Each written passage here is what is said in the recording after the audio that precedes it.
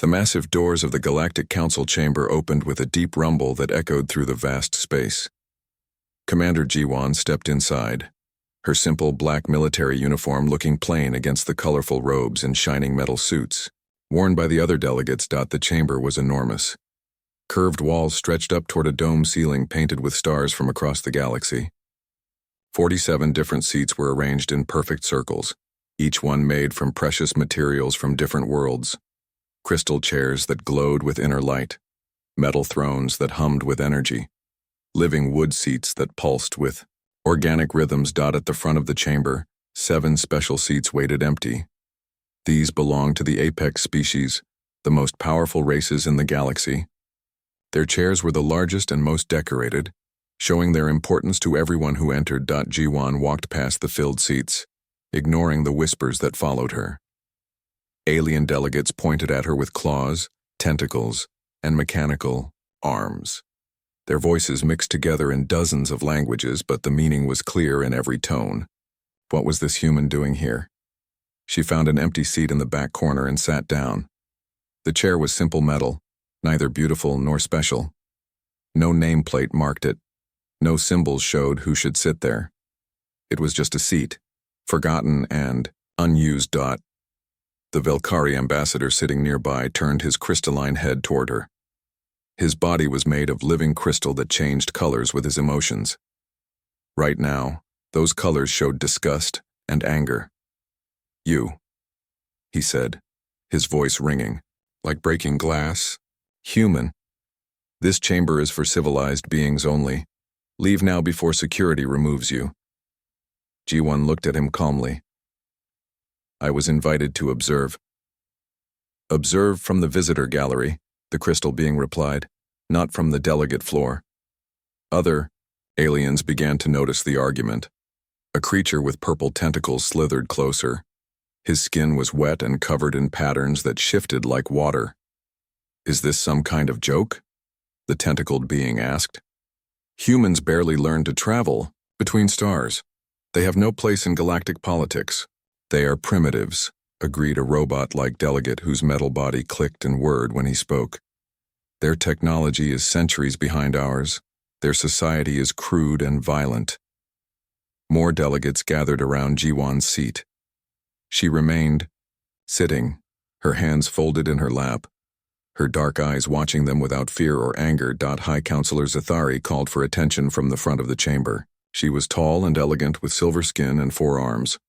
Her voice carried the authority of someone who had ruled for thousands of years. "Delegates, please return to your seats," she commanded. "We have important business to discuss." The crowd around Jiwan slowly dispersed, but the whispers continued. She could hear fragments of conversation in languages she understood. "Disgraceful that they allow such creatures in here. I heard humans still fight wars on their own planet.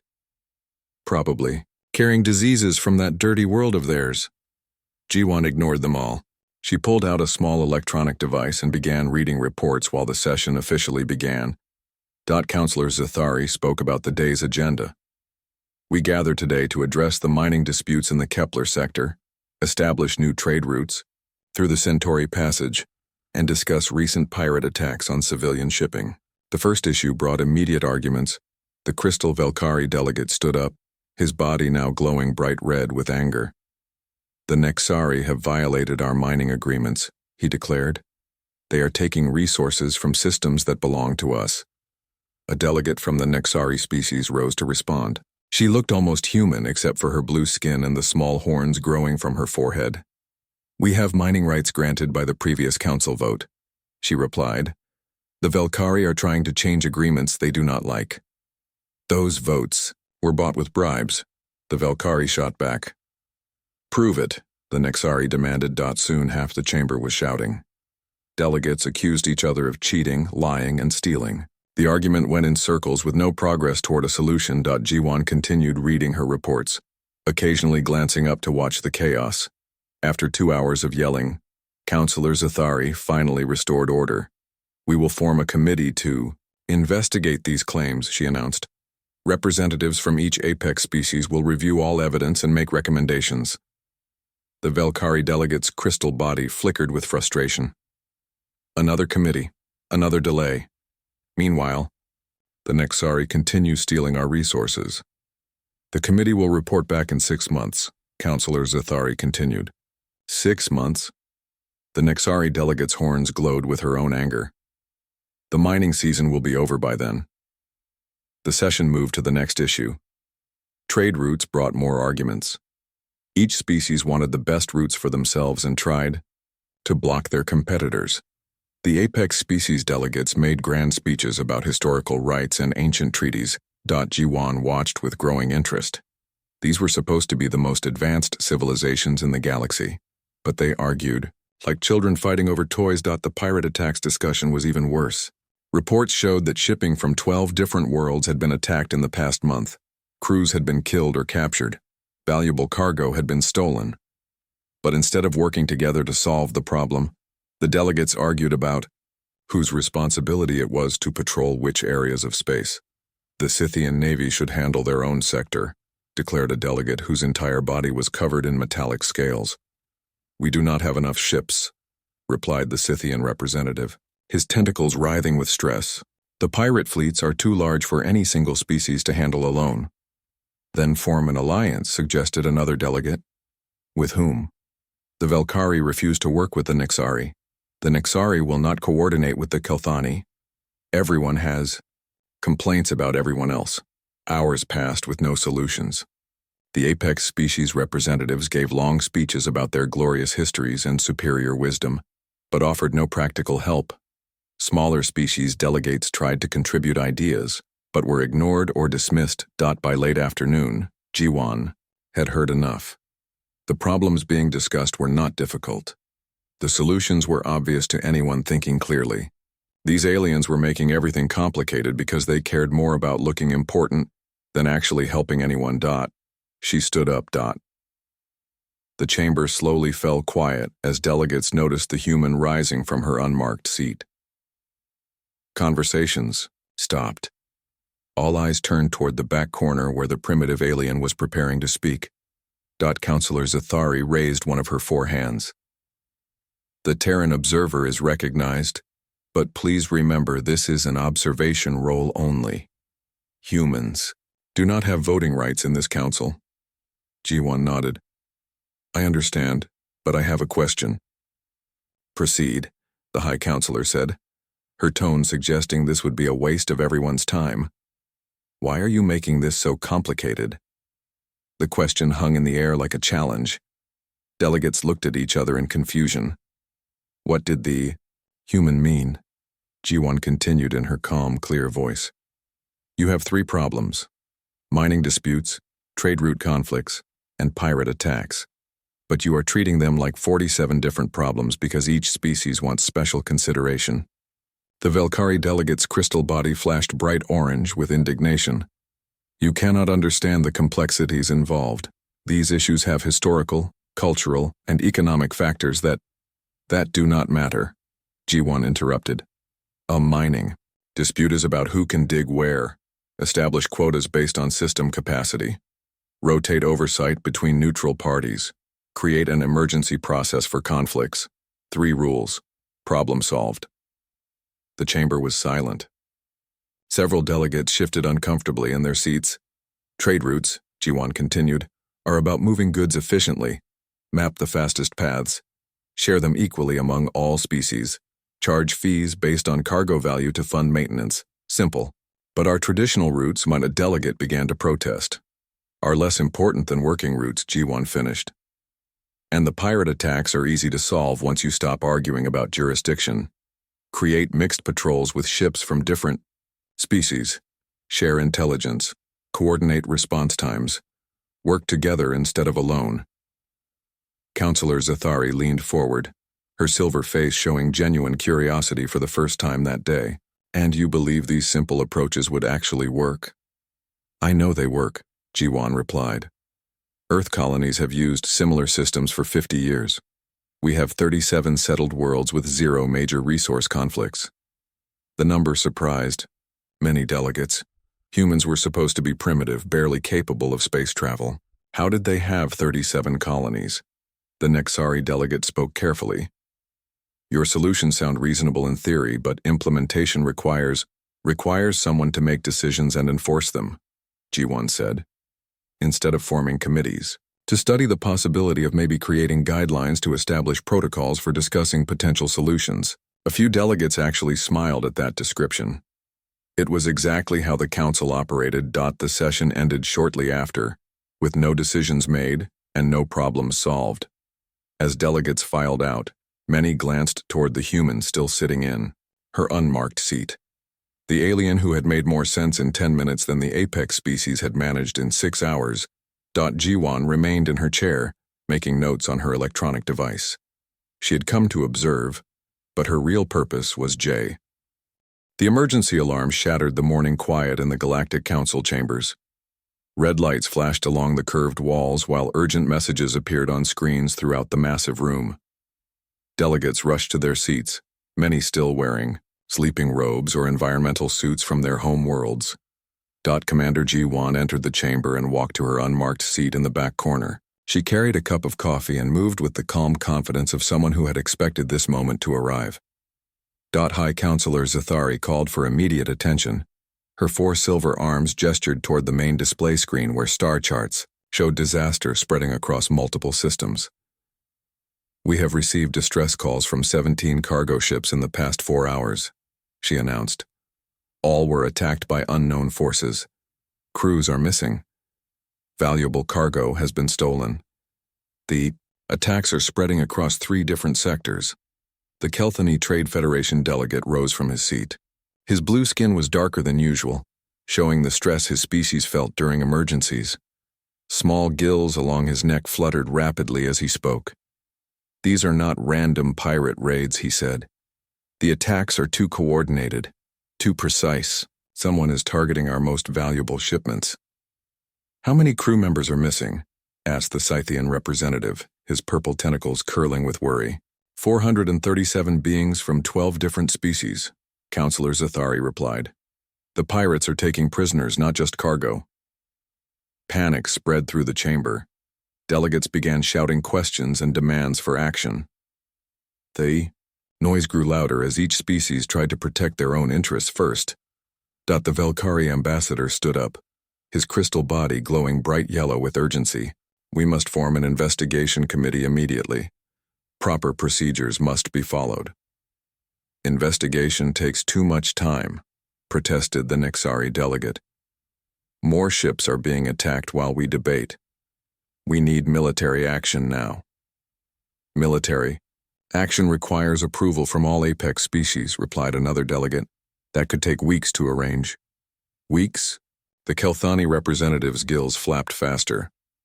"Hundreds of lives are at stake. We cannot wait for committee meetings and vote counting." The argument continued for over an hour with no progress. Each species wanted to protect their own shipping routes first. Nobody wanted to risk their military forces to help others. The apex species insisted on following ancient procedures that would delay any real action for months. Meanwhile, new attack reports kept arriving.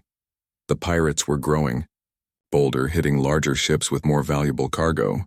The pattern was expanding across more star systems with each passing hour. G1 opened her personal tablet and began cross-referencing the attack data with shipping schedules and star charts. She ignored the shouting around her and focused on finding patterns in the chaos. After studying the information for 20 minutes, she saw what the panicked delegates were missing. The attacks were not random at all. They followed a very specific pattern that revealed something important about the pirates. She stood up from her unmarked seat. The chamber gradually fell quiet as delegates noticed the human preparing to speak. After yesterday's surprising display of practical thinking, some were curious to hear what she might say about this crisis. "The pirates have inside information," G1 announced in her calm, clear voice. The statement sent a shock through the chamber. Counselor Zathari leaned forward with interest. "Explain your reasoning," she commanded. G1 activated her tablet's display projector, sending detailed charts to the main screen. Every attack occurred within 12 hours of scheduled cargo departures. The pirates knew exactly which ships carried the most valuable loads and when they would be traveling. The evidence was clear on the screen. Attack times matched shipping schedules with perfect accuracy. The pirates had targeted only the richest cargoes while ignoring less valuable ships that passed through the same areas. Impossible, declared the Nixari delegate. Shipping schedules are kept secret for exactly this reason. Secret from the general public, Jiwan agreed, but not secret from trade officials, shipping coordinators, and cargo managers. Someone, with access to complete scheduling information, is selling it to pirates. The accusation caused an uproar. Delegates shouted denials and counter-accusations. Several species demanded investigations of their rivals. The organized discussion dissolved into chaos again. Jiwan waited for the noise to die down, then continued her analysis. Only 3 species have complete access to shipping schedules across all the attacked sectors. Velkari customs officials process all cargo manifests. Scythian navigation services plan most interstellar routes. Nixari trade inspectors approve valuable cargo shipments. The 3 named species immediately began defending themselves with angry protests. "We would never betray galactic trust," the Velkari ambassador declared, his crystal body flashing red with indignation. "Our people are among the victims," added the Scythian representative. "Why would we attack our own ships? This human is trying to divide us with false accusations." The Nixari delegate protested. Jiwan remained calm despite the verbal attacks. "I am not making accusations. I am identifying facts. Cross-reference communication logs from these 3 species with attack timing. The pattern will show which organization has the security breach." Counselor Zathari studied the data projections carefully. Despite the protests from the 3 species, the logic was sound. Someone with high-level access was clearly feeding information to the pirates. "This analysis will be reviewed immediately," she announced. "But that still does not solve our immediate problem. More ships are being attacked while we investigate." "I know where the pirates are keeping their prisoners," Jiwan said. The chamber fell completely silent. Even the background hum of environmental systems seemed to pause. "How could you possibly know that?" demanded the Velkari ambassador. Jiwan expanded her star chart display to show a detailed view of the Andorian asteroid field. The attack pattern forms a circle around this location. Pirates need a secure base within striking distance of multiple Dao shipping routes. This asteroid field provides perfect cover and has been marked as uninhabitable in official surveys. "The Andorian field has been surveyed multiple times," protested a minor delegate. "Nothing there but rocks and ice." "Nothing there but rocks, ice, and a hidden pirate base," Jiwan corrected. "Probably built inside one of the larger asteroids where sensors cannot detect it." Her analysis was detailed and convincing. The attack pattern did point to that specific location. The asteroid field was perfectly positioned to raid all the affected shipping routes, and it was remote enough to avoid regular patrol inspections. "Even if you are correct," said the Scythian delegate, "rescue operations in asteroid fields are extremely dangerous. It could take months to plan such a mission safely." "Months more people will die," Jiwan replied. "I have a better plan." She projected a new tactical display showing a rescue operation unlike anything in standard military doctrine. Instead of the massive force deployments and lengthy siege tactics favored by galactic militaries, her plan used small teams, psychological warfare, and precision strikes. "This is madness," the Velkari ambassador protested. "Humans do not understand interstellar warfare. Your species has never conducted operations on this scale."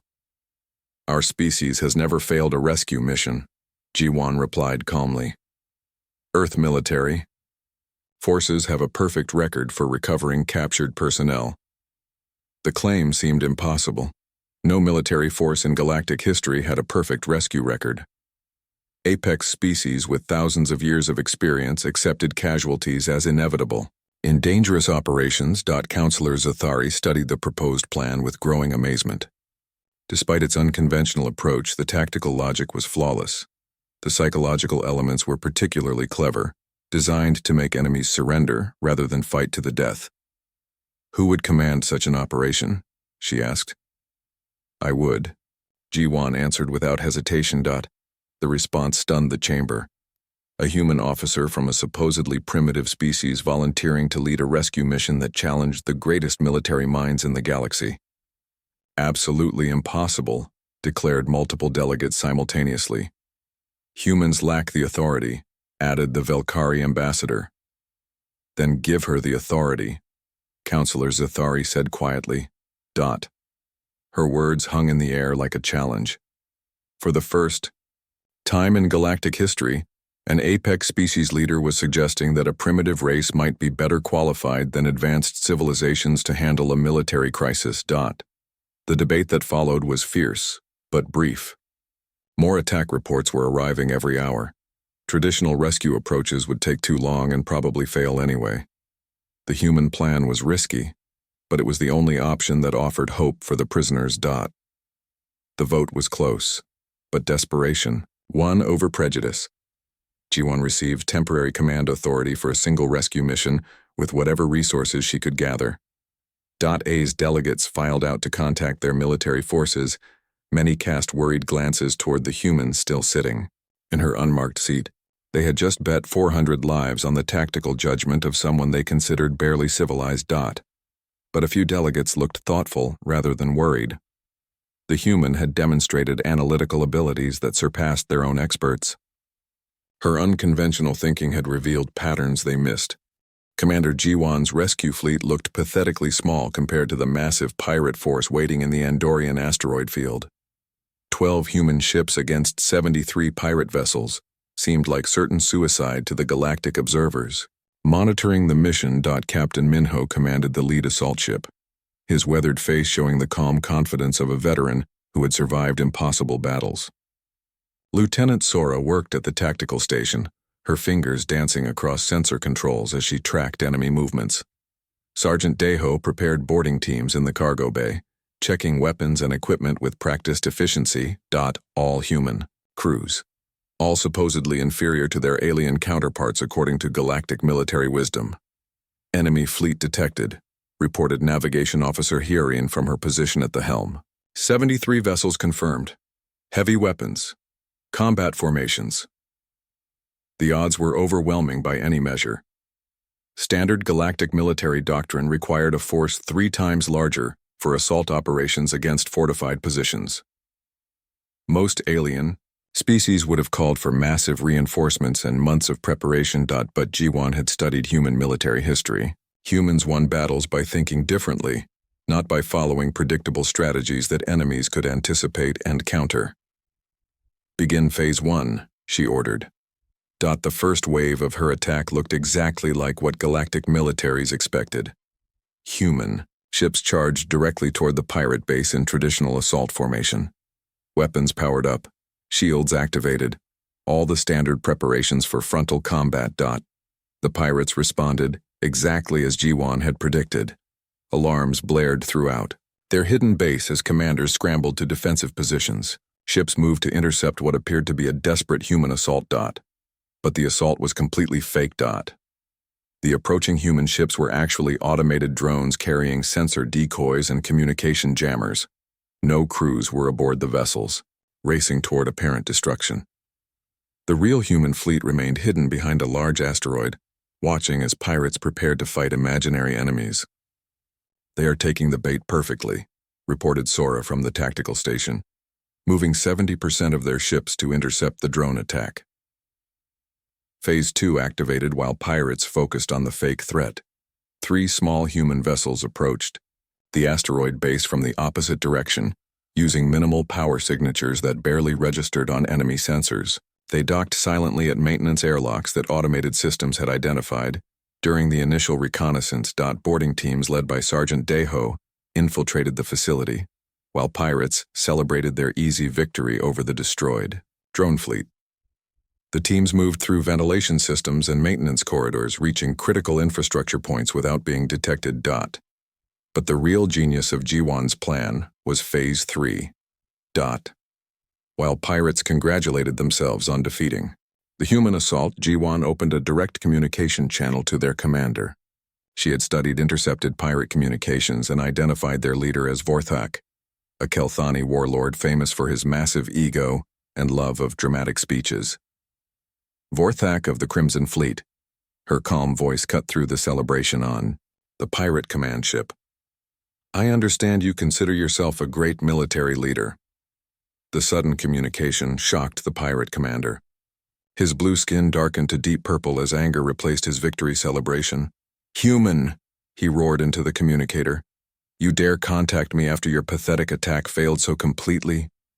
I contact you to offer terms, Jiwan replied with perfect calm. Surrender now and I will ensure your crews receive fair treatment under galactic law. Vorthak's laughter echoed across all communication channels.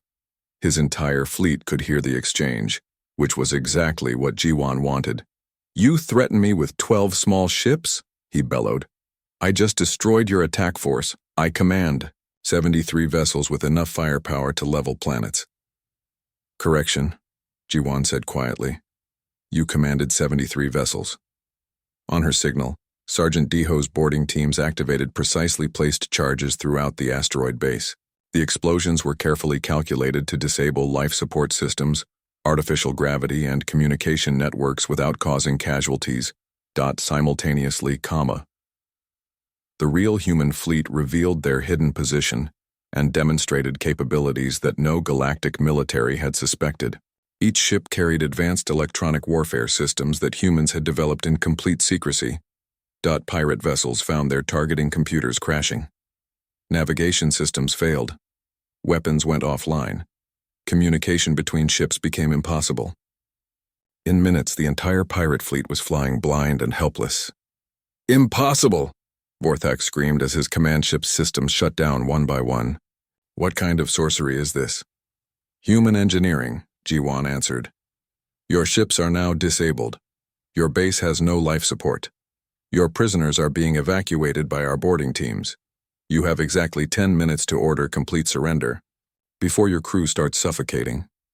The electronic warfare systems were beyond anything in galactic military archives. Humans had spent decades developing technology specifically designed to disable enemy systems without destroying them.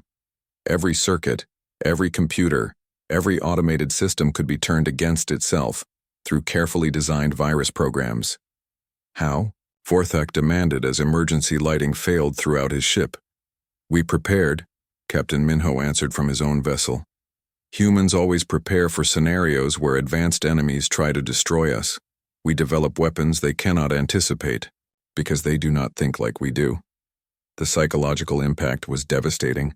Pirates throughout the fleet realized their supposedly inferior enemies had been hiding military technology that made their own weapons useless. Fear spread faster than the system failures. This is Captain Jiwan of the Terran Defense Force, she broadcast to all pirate vessels. Your commanders led you into this situation, but you do not have to die for their mistakes. Any crew that surrenders immediately will be treated according to galactic prisoner rights. Any crew that continues fighting will be left to drift in space. The response was immediate. Individual pirate ships began transmitting surrender signals before their commanders could stop them. Crews chose survival over loyalty to leaders who had brought them to disaster. Within 30 minutes, the entire pirate fleet had surrendered unconditionally. Not a single shot had been fired in anger. No casualties on either side. All 437 prisoners rescued safely. The victory was impossible by galactic military standards. But humans had achieved it through superior planning, advanced technology, and psychological warfare that alien species could not comprehend. When news reached the Galactic Council, the reaction was stunned silence followed by demands for explanations. How did you accomplish this? Counselor Zithari asked when Jiwan returned to report her success. We think differently, Jiwan replied simply. Galactic military doctrine focuses on honor, direct confrontation, and overwhelming force. Human military doctrine focuses on winning with minimum casualties through any means necessary. The Velkari ambassador's crystal body flickered with confusion and fear. But the electronic warfare systems, we detected no such technology in previous encounters with human ships. Because we did not want you to detect it, Captain Minho explained. Humans learned long ago that revealing all your capabilities is an excellent way to lose future conflicts. The implications hit the assembly like a shockwave. If humans had been hiding advanced military technology, what other secrets did they possess? What other capabilities had they concealed while pretending to be primitive? The pirate raids were organized by someone with access to classified shipping information, Jiwon continued. Our investigation during the rescue operation recovered communication logs and financial records that prove a much larger conspiracy. She activated her data projector, filling the chamber with evidence that painted a disturbing picture of systematic manipulation and corruption reaching the highest levels of galactic government. Someone has been orchestrating conflicts throughout the galaxy for decades, she explained. Creating problems, then profiting from the solutions. The pirate attacks were just one small part of a much larger operation. The evidence was undeniable. Financial transactions, communication intercepts, and operational plans showed a shadow organization that had been manipulating galactic politics for generations. Who is responsible? Demanded Counselor Zathari. That, Jiwon replied, is what we are going to find out together. For the first time in galactic history, the apex species were looking at a supposedly primitive race with something approaching awe. The humans had not only achieved an impossible military victory, they had uncovered a conspiracy that threatened the entire galactic political system. The seat in the back corner still had no nameplate, but its occupant had just proven she belonged at the center of galactic affairs. The investigation that followed Jiwon's successful rescue mission shook every foundation of galactic civilization. Working with intelligence analyst Tail and data specialist Nari, she traced financial records and communication patterns that revealed a conspiracy spanning 3 centuries. The shadow organization called itself the Equilibrium. Their goal was simple and terrifying: maintain permanent conflict between galactic species to prevent any single race from becoming too powerful. They have been manipulating every major war, trade dispute, and territorial conflict for generations, Tail reported during a private briefing with the council leadership, creating just enough tension to keep species fighting each other instead of cooperating. The evidence filled dozens of data storage devices, fake intelligence reports that started wars, economic manipulation that caused famines, political assassinations disguised as accidents. The Equilibrium had orchestrated thousands of tragedies to maintain their hidden control. But the most shocking discovery was the membership list. Representatives from every apex species. Influential merchants and military commanders, even members of the Galactic Council itself. The conspiracy had infiltrated the highest levels of government throughout known space. We have been dancing to their music for centuries without knowing it, Counselor Zathari admitted, her 4 silver arms trembling with anger and shame. Every decision we thought was our own was actually planned by this shadow group. Dr. Wanho, the human specialist in alien psychology, explained how the system worked. Each species believes they are gaining advantages over their rivals. Nobody realizes that everyone is being manipulated equally. The Equilibrium profits from the conflicts while keeping all races too weak to challenge them. The conspiracy's sophistication was breathtaking. They had created fake historical documents to justify territorial claims. They had manipulated trade agreements to cause economic instability. They had even arranged marriages and diplomatic exchanges to place their agents in positions of influence. But the most disturbing revelation came when Jiwon accessed the Equilibrium's strategic planning files. They have classified humanity as a Category 5 extinction threat, she announced to the emergency session called to address the crisis. Not for conquest or control, complete destruction of human civilization. The statement sent shockwaves through the chamber. Even the most species-biased delegates had never considered genocide as a political tool. Impossible, protested the Nexari representative. No civilized organization would plan the complete destruction of an entire species. The Equilibrium is not civilized, Jiwon replied coldly. They are parasites who feed on conflict and suffering. The evidence was overwhelming. Detailed invasion plans showing how to destroy every human world. Biological weapons designed specifically to target human genetics. Contingency protocols for eliminating any evidence that humans had ever existed. The plan was to frame our destruction as an accident, she continued. a tragic result of primitive humans attempting to use technology beyond their understanding. Intelligence Officer Nari presented the timeline data. According to their internal communications, the operation was scheduled to begin within 6 months. They detected human technological advancement and social evolution happening faster than their models predicted. "What makes humans so threatening to them?" asked the Scythian delegate, his tentacles curling with confusion and fear. Jiwan activated a comprehensive analysis compiled by equilibrium researchers over decades of observation.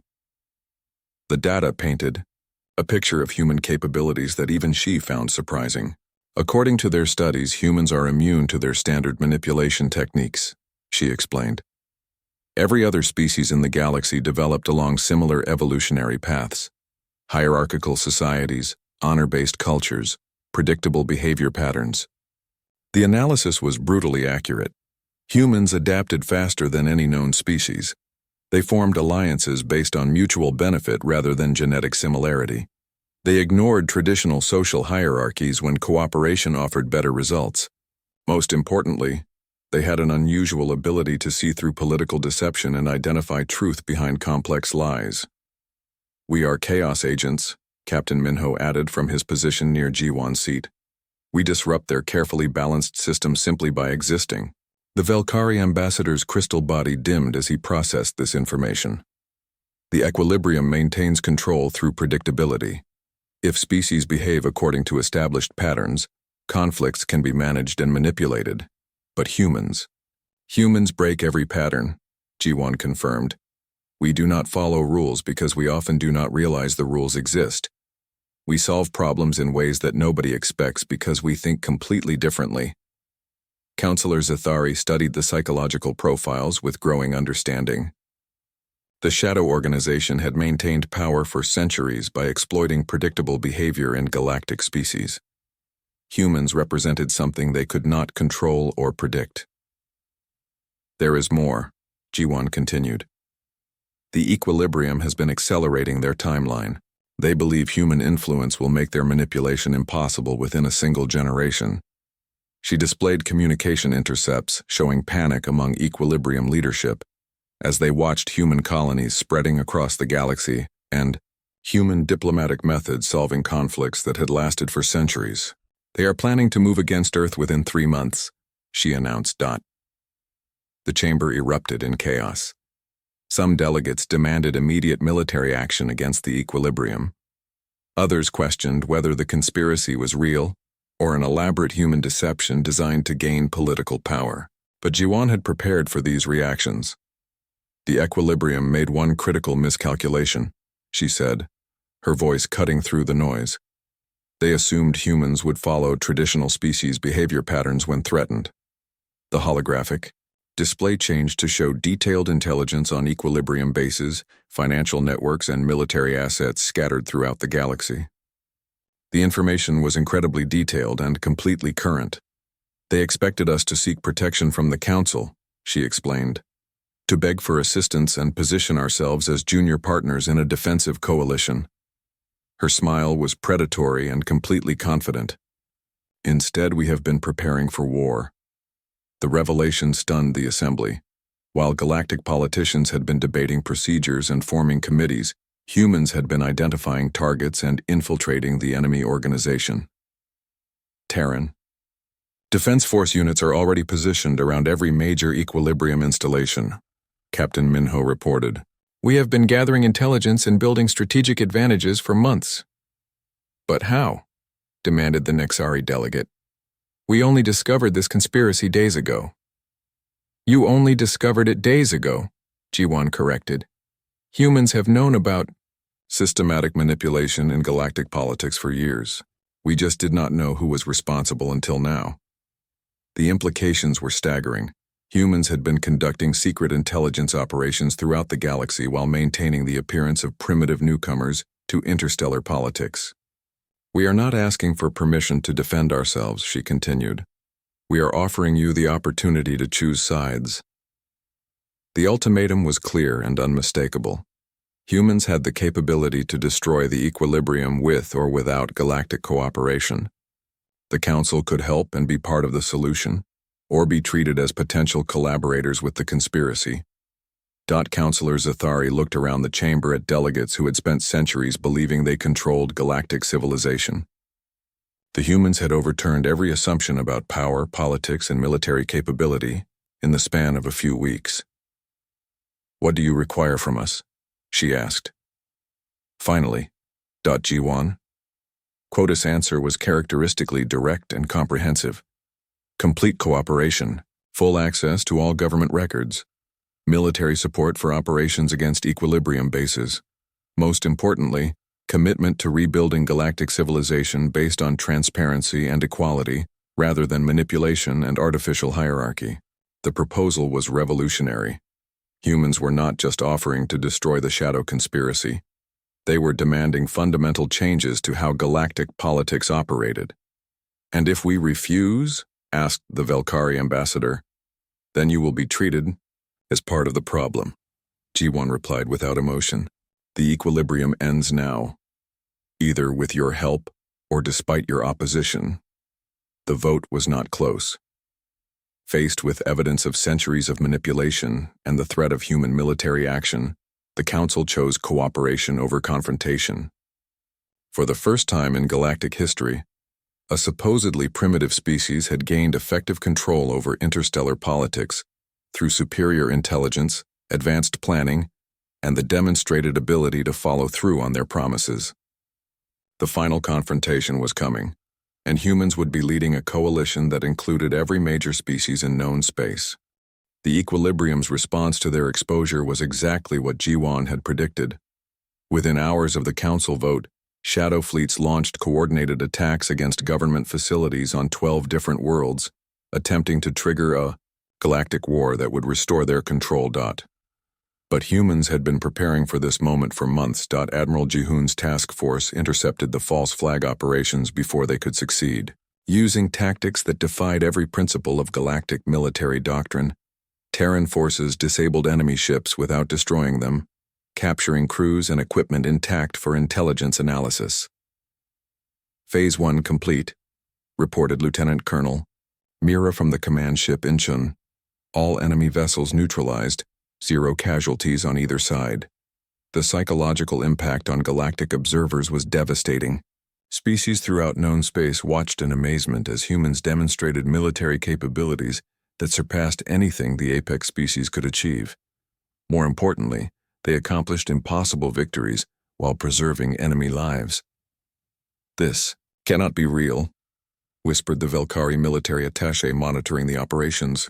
"Those equilibrium ships carried enough firepower to destroy entire cities. How did humans disable them so easily?" General Kiwan, commanding operations from the Council chambers, provided the answer that shattered every assumption about human military development. "Human warfare doctrine is not designed for destruction," he explained to the stunned assembly. "It is designed for victory with minimum casualties. Every weapon system, every tactical approach, every strategic plan focuses on achieving objectives while preserving life." The revelation challenged everything galactic civilization believed about military power. Alien species had developed weapons to intimidate enemies and demonstrate superiority. Humans had developed weapons to win wars quickly and efficiently. But the real shock came when G1 revealed the true extent of human preparation. "The electronic warfare systems you witnessed represent third-generation technology," she announced. "We have been developing seventh-generation capabilities for operational deployment." The statement sent waves of fear through the chamber. If humans could casually disable the most advanced ships in the galaxy using outdated technology, what could they accomplish with their current systems? "You have been deceiving the entire galaxy," accused the Nexari delegate. "We have been protecting ourselves," G1 corrected. "Every species in this chamber maintains military secrets. The difference is that humans prepared for scenarios where those secrets might be used against us." The Equilibrium leadership, monitoring Council communications from their hidden command centers, made a fatal error in judgment. Convinced that humans were bluffing about their military capabilities, they authorized a direct assault on Earth itself. 300 Shadow Fleet vessels emerged from hyperspace around Terra, expecting to find a lightly defended world protected by primitive orbital platforms. Instead, they encountered Admiral Suman's home defense fleet. The battle lasted exactly 17 minutes and 23 seconds, not because the fighting was brief, but because the equilibrium forces surrendered that quickly when they realized the complete hopelessness of their situation. Earth's defensive systems were beyond anything in galactic military history. Automated weapons platforms could target individual crew members aboard enemy ships without damaging the vessels. Energy shields redirected incoming fire back at attackers with amplified destructive force. Tactical coordination networks allowed human ships to fight as a single coordinated organism. "We surrender unconditionally," transmitted the Equilibrium Fleet commander before his ships could be destroyed. "For the sake of our crews, we yield completely." The surrender was broadcast. Live throughout the galaxy. Species that had considered humans barely capable of interstellar flight watched in stunned silence as the most advanced military force in known history capitulated to Terran defensive systems without managing to fire a single effective shot. But Jiwan's greatest strategic victory came after the battle ended. Instead of treating the surrendered crews as prisoners, she offered them complete amnesty in exchange for information about equilibrium operations. The psychological warfare was more devastating than any weapon. "These soldiers were manipulated just like everyone else," she announced. "We are not interested in punishment. We are interested in truth and justice." The response exceeded every expectation. Equilibrium operatives throughout the galaxy began defecting, providing intelligence that led to the identification of shadow bases, financial networks, and high-level conspirators. Within 1 week, the organization that had controlled galactic politics for centuries was completely dismantled, not through massive battles or political maneuvering, but through superior strategy and psychological understanding that outmatched anything the conspiracy had prepared for. The final revelation came when Jiwan presented the complete Equilibrium membership list to the Reformed Council. "The good news," she announced, "is that the conspiracy no longer exists as an operational organization." Counselor Zathari studied the names with growing horror. The list included delegates from every major species, military commanders, trade, officials, and even former council members. "And the bad news?" she asked. "The bad news is that we must rebuild galactic governance from the foundation upward. Too many institutions have been compromised. Too many systems have been manipulated. Too many species have been conditioned to accept artificial conflict as normal." Jiwan gestured toward the empty seats where corrupt delegates had once sat. "We need a completely new approach to interstellar politics, one based on transparency, cooperation, and mutual benefit rather than manipulation and artificial hierarchy." The proposal was revolutionary beyond anything in galactic history. Humans were not just suggesting reforms, they were demanding the complete reconstruction of civilization itself. "What do you recommend?" asked the Scythian representative, one of the few whose loyalty had never been questioned. "We recommend that humans assume temporary administrative control of galactic governance while new institutions are established," Jiwan replied. "Not as conquerors, but as neutral facilitators who cannot be manipulated by traditional political methods." The chamber erupted in protests and arguments, but the logic was undeniable. Every other species had been compromised by centuries of equilibrium influence. Only humans had remained outside the manipulation long enough to maintain objective judgment. "And after the transition period?" Counselor Zathari asked. "After the transition, we return control to a reformed council based on principles of equality, rather than species superiority," Jiwan explained. "No more apex species, no more observer status. Every civilization participates according to their contribution to galactic welfare." It was unprecedented. Humans were proposing to voluntarily surrender power they had demonstrated they could seize and maintain by force. The vote was overwhelming in favor of human administration. Faced with the choice between Terran leadership or continued chaos, the galaxy chose stability and competence over traditional politics. For the first time in council history, a nameplate appeared in front of Jiwan's seat. It read simply, "Interim, Galactic Administrator Commander Jiwan, Terra." The seat had been hers from the beginning.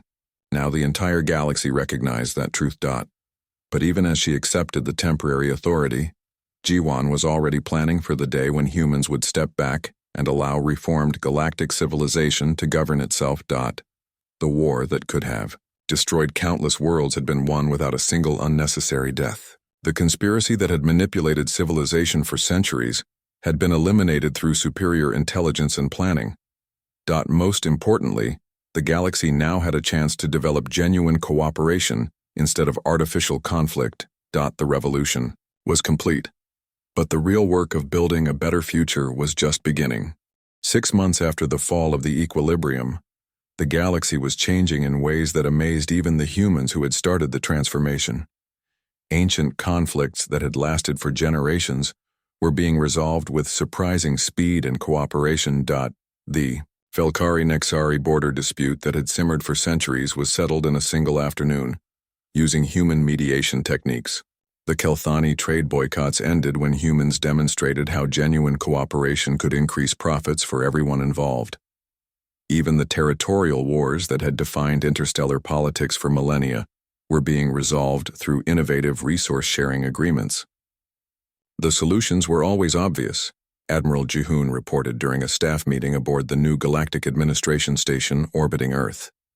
The problems existed because the equilibrium needed them to exist. Remove the artificial manipulation, and most conflicts resolve themselves naturally.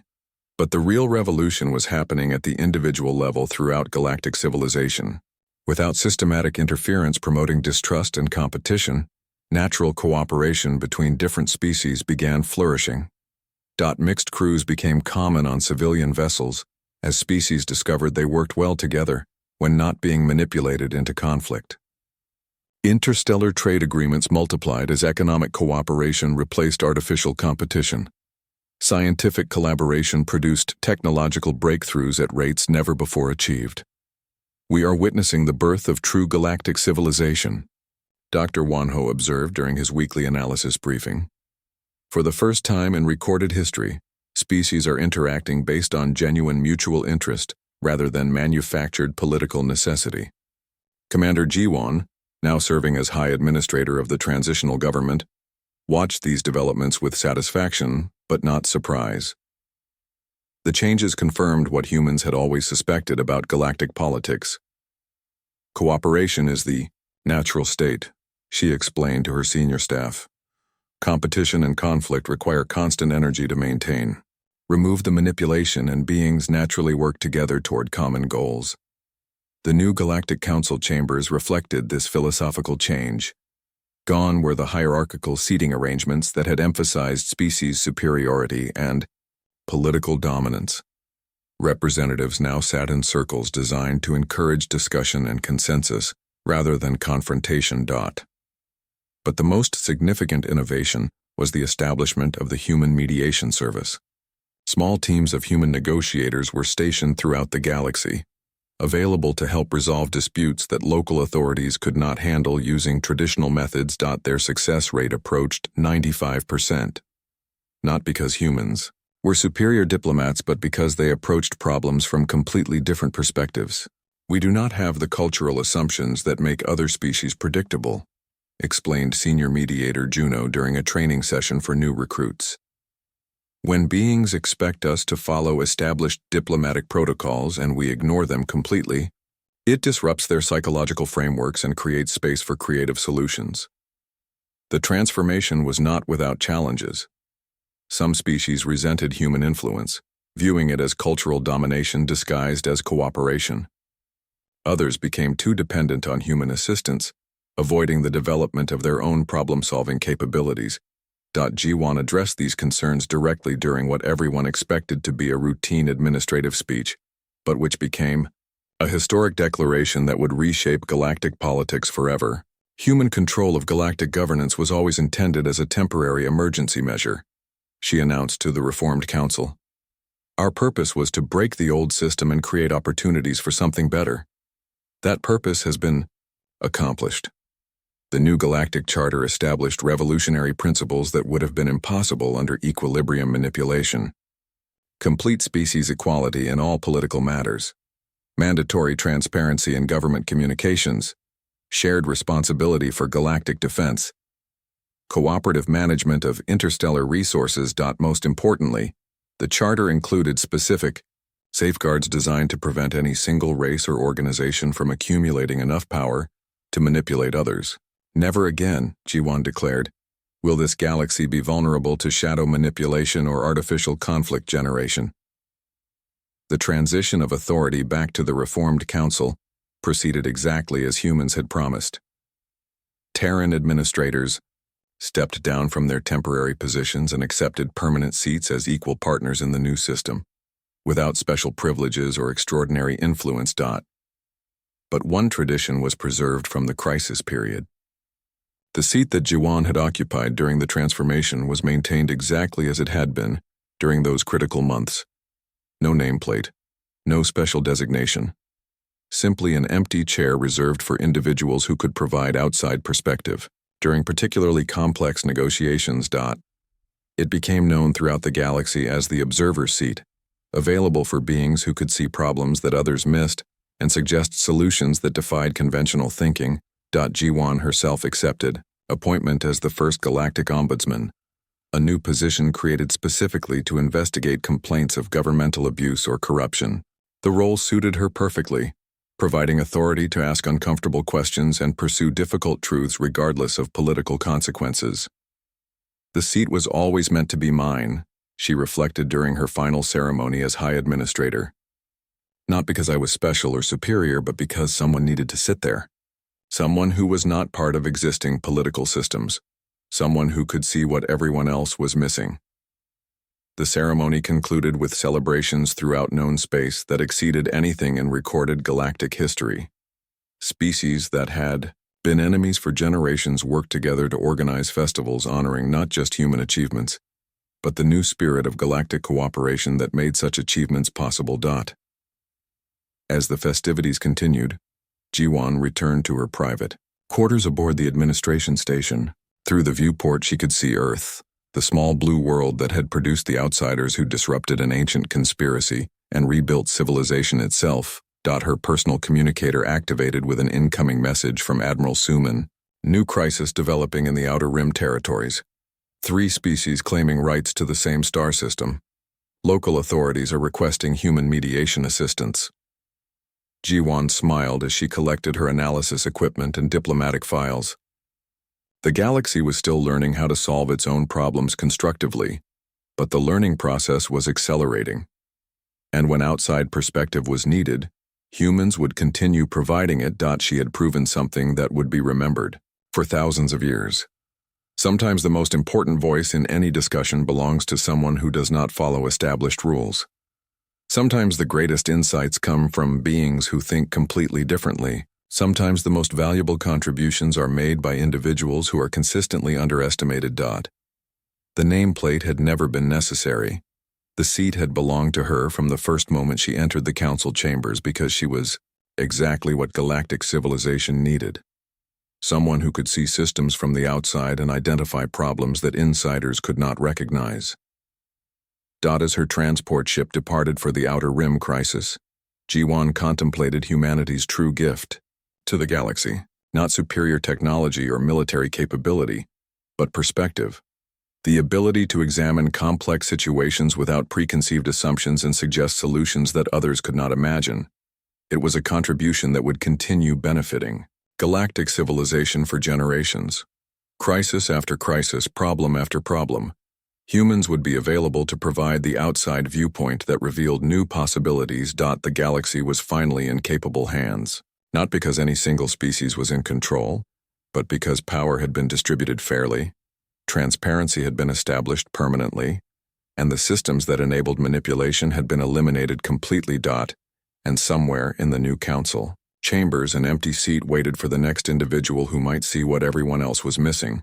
The story had ended, but the legacy would continue forever. Sometimes the greatest leaders are those who voluntarily give up power. Sometimes the most important contributions come from unexpected sources. Sometimes the future belongs to beings who dare to think differently. Jiwan had proved all of these truths, and the galaxy would never be the same.